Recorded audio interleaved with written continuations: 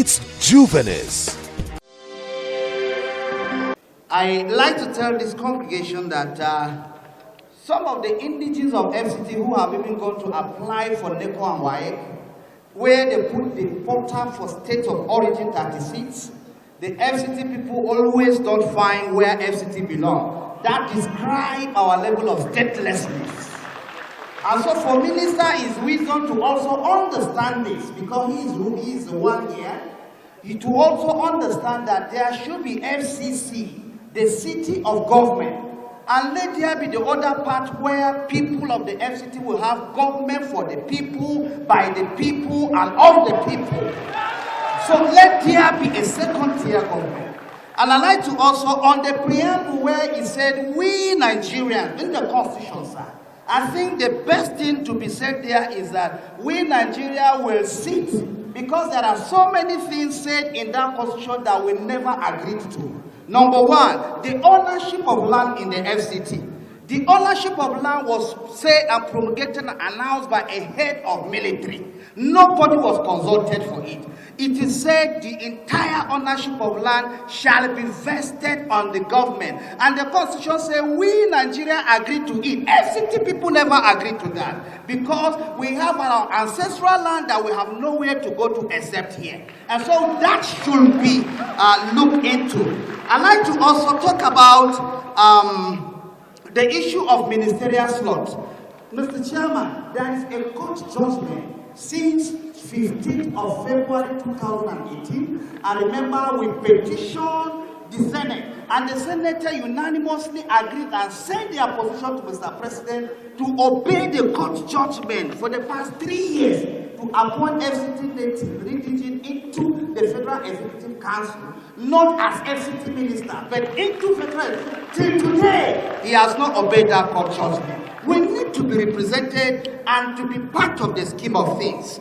Mr. Chairman, sir, I think the issue here is we lack implementation of what is in the Constitution. Because the Constitution have said FCT should be treated as if it's a state. There is already a state structure. We have the district, we have the local government, we have the House of Rep, we have the Senatorial, we have Chief Judge in FCT, we have Command for Police. We already have the structure laid up. Just recently, the FCTA, there is a civil service rule enacted by the National Assembly that we're going to have head of service for the FCT. So the structure, the second tier is there. All we need is elected chief executive officer and his legislature, because as I speak to you, the budget of FCT has not been passed. The budget of FCT have not been passed for 2021. Why? Because the entire National Assembly have to sit and deliberate on the budget, and they already have plenty issue of the nation to deal with. Now they have to come again and talk. Let's FCT have a governance that will take care of his people. I'd like to also talk about this very quickly, sir. That while other Nigerians in the northwest, in the south, in the east are saying we want secession, we want to go our separate way, the FCT people are saying include us, include us, include us. And I wonder why we cannot just look at the FCT people who have genuineness and belief in one Nigeria, because we are the center of the nation. If the people of FCT will also say let's scatter this country, will it work? But they are saying make us part of the country. Make us part because we believe in Nigeria. I think other Nigerians should look into this. In conclusion, in the words of my father, he said the greatest weapon that have conquered territory in time of war is not ballistic missiles, it's not nuclear war, it's not AK-47, but justice. Let's FCT people have justice.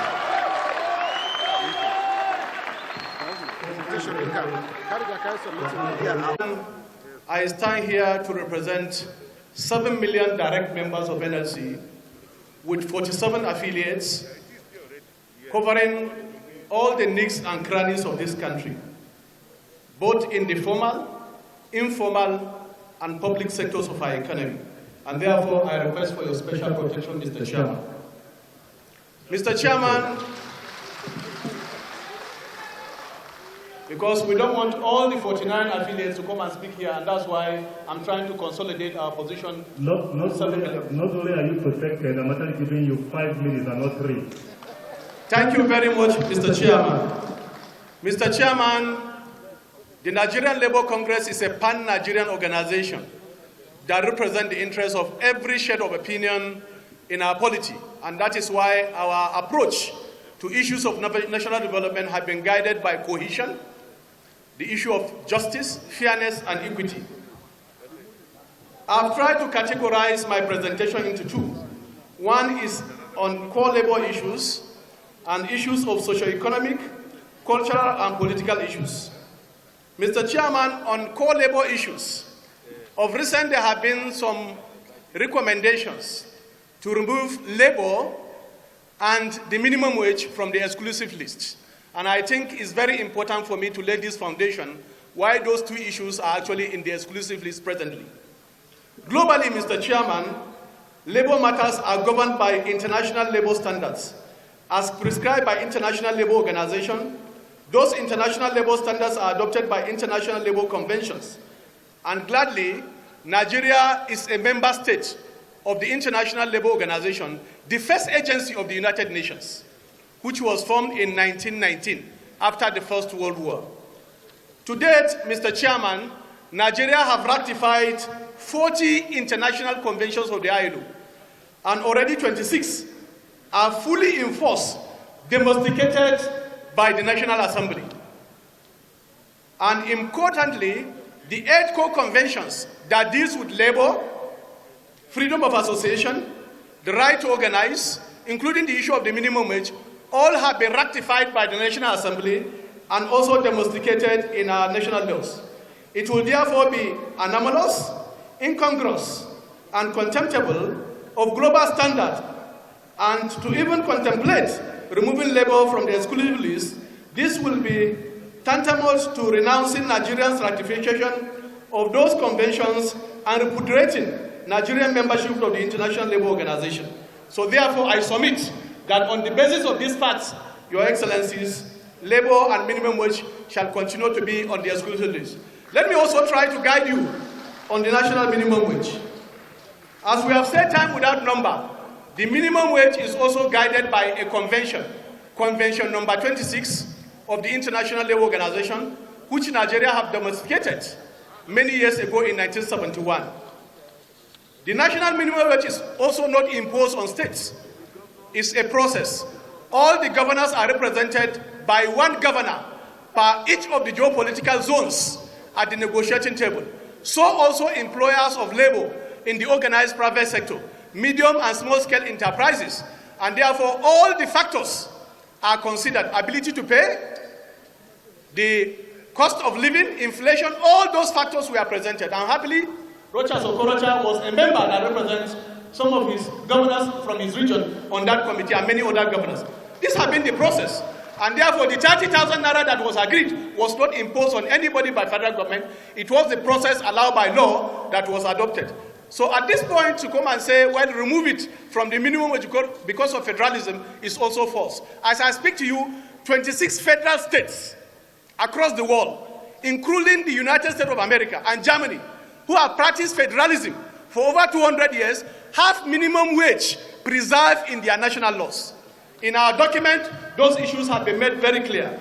Minimum wage is about setting a minimum benchmark for all employers of labor to actually implement so that workers are not exploited. That's the principle. As I speak to you, the whole of Europe is now considering a minimum wage for the whole of Europe because of the issue of labor migration in countries where they have favorable and higher minimum wage. Mr. Chairman, this is the preamble, and those have been captured in our document. On the other issues which we are speaking on is the issue of local government autonomy, independence of the judiciary and the legislature arm of government, socio-economic and cultural rights, including the reforms that are needed in the judiciary, the electoral system, the issue of immunity clause, and also the issue of state creation, including local government creation, and a new revenue sharing formula that is also desirable. On the local government autonomy, Chairman, our position is very explicit. We want full autonomy for our local governments so that they can be recognized as third tier of government, both economically and politically, so that they can be able to play their role successfully, with also a caveat to ensure that the salary of primary school teachers is guaranteed. On the judiciary, there is no doubt that judiciary is an arm of government, and therefore we need to also ensure their full autonomy, especially for national autonomy, so that they can be able to play their role effectively. Same with the state legislators. On electoral reform, Mr. Chairman, a lot has been said about this. We want a situation where the vote of every woman and the vote of every man will count. It should be one man, one vote, one woman, one vote. And therefore, the deployment of technology is very, very important to make sure that we are able to also reform our electoral system, including the very important issue that the former governor of Edo State have laid, and I don't want to repeat that. On the socio-economic right, we demand that the right enshrined in Chapter 2 of the 1999 Constitution under review should also be made justiciable. And on the issue of gender, a lot have been said about that. We want them also to be mainstream, including provision for a special provision in the two chambers of the National Assembly to also provide for this very special group. Mr. Chairman, on the issue of immunity, Labour demand that all elected public officers holders should not enjoy immunity from prosecution on criminal cases. Let me repeat, criminal cases. But we allow that on civil cases, so that they are not distracted from office, we can have such an immunity. This is what is applied globally, and therefore Nigeria should not be an exception. And on residency and indigenous issue, this issue has been led very clearly also. We adopt what we have agreed, because NLC also participated in the 2014 conference, in the amendment process of the 7th and 8th National Assembly, and all the issues I've quoted have been the position that NLC have led, and all those positions have been upheld, including the issue of core labor issues that I've said. On the issue of devolution of power, lastly, Your Excellency, there is need to review the current revenue sharing formula, actually to the advantage of local governments and states. It is very important because some of those responsibilities certainly should go to them. And therefore, our prayer is very straightforward. They are contained in the 71-page memorandum that we have submitted for your consideration. We thank you for commenting on our videos. Please keep commenting. If you've not subscribed to our YouTube channel, please do so for regular updates. Keep watching Juvenis and keep buying Juvenis. Juvenis is published bi-monthly by Phoenix Communications Limited. For enquiries, event coverage or advert placement, call 0803 360 8271, 0805 787 1199, 0702 811 3638, or 0808 152 4499, or visit www.juvenis.phoenix.net. Juvenis Magazine, inspiring the young at heart.